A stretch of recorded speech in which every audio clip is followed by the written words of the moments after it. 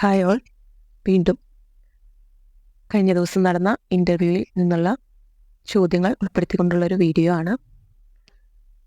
എല്ലാ ചോദ്യങ്ങളും ഒരുപാട് ചോദ്യങ്ങൾ നമുക്ക് ലഭിച്ചിട്ടുണ്ട്. ഈ ചോദ്യങ്ങളെല്ലാം തന്നെ ഉൾപ്പെടുത്തിക്കൊണ്ട് ഒരൊറ്റ വീഡിയോയിൽ ചെയ്യുകയാണെങ്കിൽ ആ വീഡിയോ കുറച്ച് ലെങ്തി ആകും എന്നുള്ളത് കൊണ്ടാണ് കുറച്ച് ചോദ്യങ്ങളായി അവിടെ ഉത്തരങ്ങൾ ഉൾപ്പെടെ വീഡിയോസ് ചെയ്യാൻ ഞാൻ തീരുമാനിച്ചത്.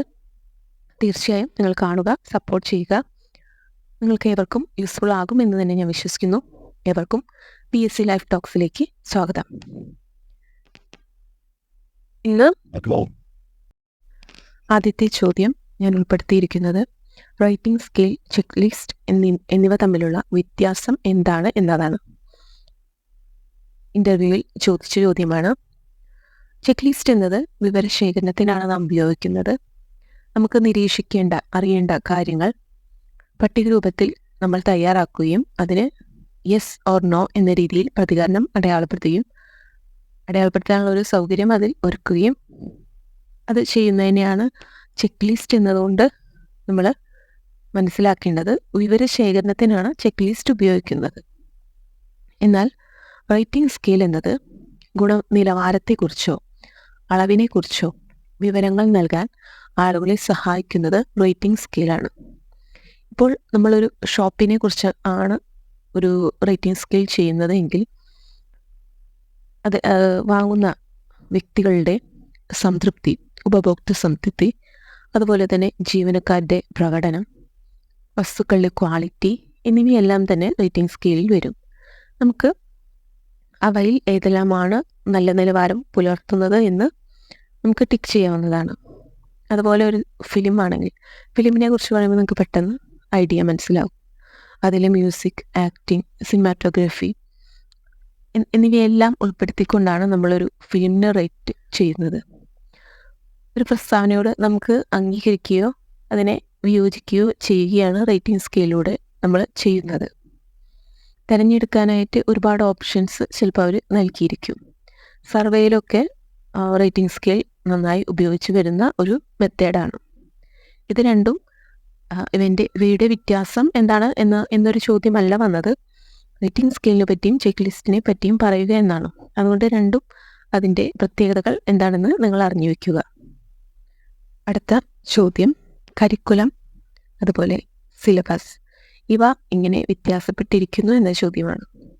കരിക്കുലം എന്നതിനെ മലയാളത്തിൽ നമ്മൾ പാഠ്യപദ്ധതി എന്നാണ് പറയുന്നത്. പാഠ്യക്രമം എന്നത് സിലബസാണ്. ഓക്കെ, പാഠ്യപദ്ധതി എന്നാൽ, അതായത് കരിക്കുലം, പാഠ്യപദ്ധതി എന്നാൽ പാഠ്യക്രമം മാത്രമല്ല, നമ്മുടെ സിലബസിൽ നിർദ്ദേശിച്ച ഒരു വിഷയവസ്തുവിന് പുറമെ വ്യത്യസ്തങ്ങളായ പ്രവർത്തനങ്ങളും അനുബന്ധമായ പ്രവർത്തനങ്ങളും അല്ലാത്തതുമായ പ്രവർത്തനങ്ങളും വിദ്യാഭ്യാസ പ്രവർത്തനങ്ങൾ, മറ്റ് ആക്ടിവിറ്റീസ് എല്ലാം ഉൾപ്പെട്ടതാണ് കരിക്കുലം എന്ന് പറയുന്നത്. പാഠ്യപദ്ധതി നിർമ്മാണത്തിന്, അതായത് പാഠ്യപദ്ധതി മീൻസ് കരിക്കുലം നിർമ്മാണത്തിന് ദാർശനികവും സാമൂഹികവും ഒപ്പം മനഃശാസ്ത്രപരമായ ലക്ഷ്യങ്ങളുണ്ട്. പെട്ടെന്ന് ഉണ്ടാക്കാവുന്ന ഒന്നല്ല കരിക്കുലം എന്നത്. അതൊരു സമൂഹത്തെ, ഒരു ജനറേഷനെ മുഴുവൻ വാർത്തെടുക്കാനുള്ള എല്ലാ ഐഡിയാസും ഉൾക്കൊള്ളുന്ന ഒന്നാണ് കരിക്കുലം എന്ന് പറയുന്നത്. അത് തീർച്ചയായും പ്രവൃത്തി കേന്ദ്രീകൃതമായിരിക്കണം, ശിശു കേന്ദ്രീകൃതമായിരിക്കണം, അനുഭവ കേന്ദ്രീകൃതമായിരിക്കണം. ഇത് വളരെ ഇമ്പോർട്ടൻ്റ് ആണ്. പ്രവൃത്തി കേന്ദ്രീകൃതം, ശിശു കേന്ദ്രീകൃതം, അനുഭവ കേന്ദ്രീകൃതം, ഇതെല്ലാമാണ് കരിക്കുലത്തിൻ്റെ പ്രത്യേകതയായിട്ട് എടുത്തു പറയുന്നത്. എന്നാൽ സിലബസ് അഥവാ പാഠ്യക്രമം എന്നത് വ്യത്യസ്തമാണ്. പാഠ്യപദ്ധതി അഥവാ കരിക്കുലത്തിൻ്റെ മുഖ്യ അംശമാണ് പാഠ്യക്രമം. സിലബസ് കരിക്കുലത്തിൻ്റെ ഒരു മുഖ്യ അംശമാണ്. പാഠ്യക്രമം അഥവാ സിലബസ് എന്നാൽ പഠിക്കാൻ നിർദ്ദേശിച്ചിട്ടുള്ള വിഷയവസ്തുവിൻ്റെ ഉള്ളടക്കവും അതിൻ്റെ വിശദാംശങ്ങളുമാണ്. നമുക്ക് ഒരു സബ്ജക്റ്റ് പഠിക്കാൻ തന്നിട്ടുണ്ടെങ്കിൽ അതിൽ എന്തെല്ലാം ഉൾക്കൊണ്ടിരിക്കണം എന്ന് നിർദ്ദേശിച്ചിട്ടുള്ള ഒരു രൂപമാണ് സിലബസ് എന്നത്. സിലബസ് പദാവിഷ്കൃതവും പുസ്തക സംബന്ധിയായതുമാണ്. പുസ്തകത്തിന് പുറത്തേക്കുള്ളൊരു ആക്ടിവിറ്റി ഓറിയൻറ്റഡ് അല്ലെങ്കിൽ മറ്റു രീതിയിലുള്ള ഒന്നും തന്നെ സിലബസിൽ പറയുന്നില്ല. സിലബസിൽ എന്ത് കുട്ടി പഠിക്കണം, എന്തെല്ലാം പുസ്തകങ്ങൾ ആ കുട്ടി വായിച്ചിരിക്കണം, എന്നിങ്ങനെ ഒരു പുസ്തക സംബന്ധിയായ ഒന്നാണ് സിലബസ് എന്ന് പറയുന്നത്. ഓരോ വിഷയത്തിലും പഠനാനുഭവം, പാഠ്യാനുഭവം ലഭിക്കാൻ ഉതകുന്ന വസ്തുതാപരമായ വിവരണങ്ങളാണ് സിലബസിൽ ഉൾപ്പെടുത്തിയിരിക്കുന്നത്. നമ്മൾ ജസ്റ്റ് ഒന്ന് തിങ്ക് ചെയ്താൽ മതി. നമ്മുടെ ഒരു ഡിഗ്രി ഒക്കെ പഠിച്ച കുട്ടികളാണെങ്കിൽ നമുക്ക് ഓരോ സബ്ജക്റ്റിനും സിലബസ് ഉണ്ടായിരിക്കും. സിലബസിൽ നൽകിയിരിക്കുന്നത് എന്താണ്, നമ്മൾ ഏതൊക്കെ പോർഷൻസാണ് പഠിച്ചു പോകേണ്ടത്, അതിലൊരിക്കലും അതിനപ്പുറത്തേക്ക് ആ ഒരു ടോപ്പിക്കിനപ്പുറത്തേക്ക് ഒന്നും അതിൽ ഉൾക്കൊള്ളിച്ചിട്ടുണ്ടാകില്ല.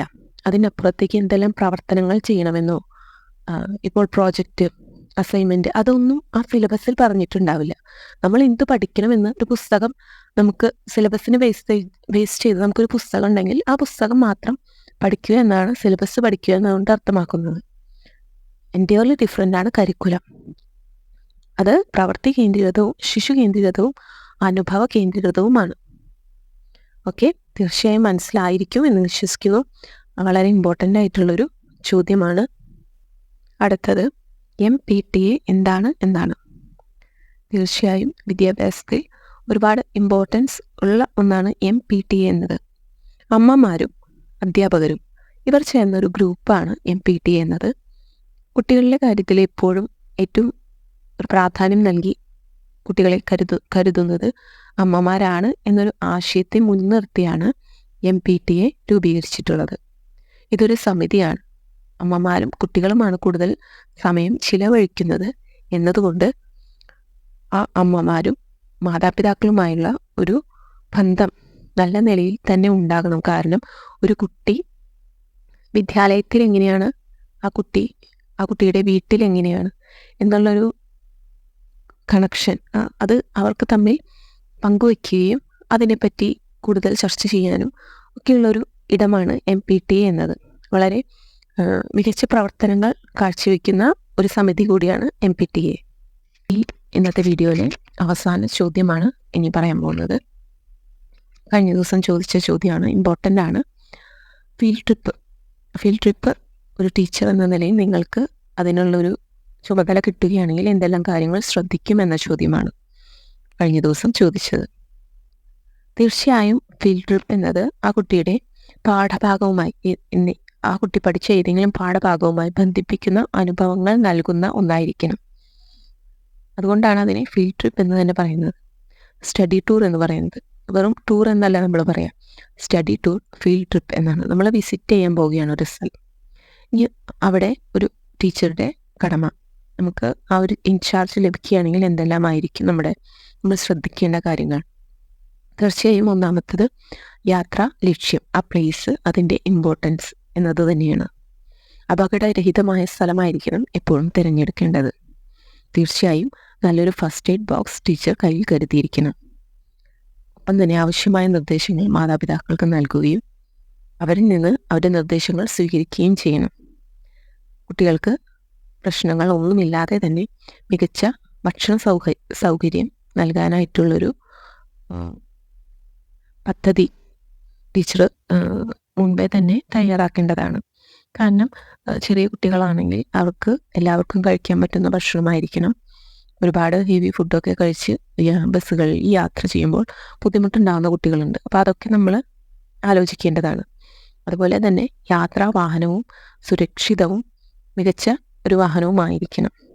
ഇതെല്ലാം തന്നെയാണ് ഏറ്റവും പ്രധാനപ്പെട്ട കാര്യങ്ങൾ. ഇതിൽ ഉൾപ്പെടുത്താവുന്ന മറ്റൊന്ന്, കുട്ടികളുടെ പ്രാഥമിക ആവശ്യങ്ങൾക്ക് സൗകര്യങ്ങൾ ടീച്ചർ തീർച്ചയായിട്ടും ഒരുക്കി കൊടുക്കേണ്ടതാണ്. അത്തരം സൗകര്യങ്ങൾ ഉള്ള സ്ഥലം കൂടി ടീച്ചർ തിരഞ്ഞെടുക്കണം.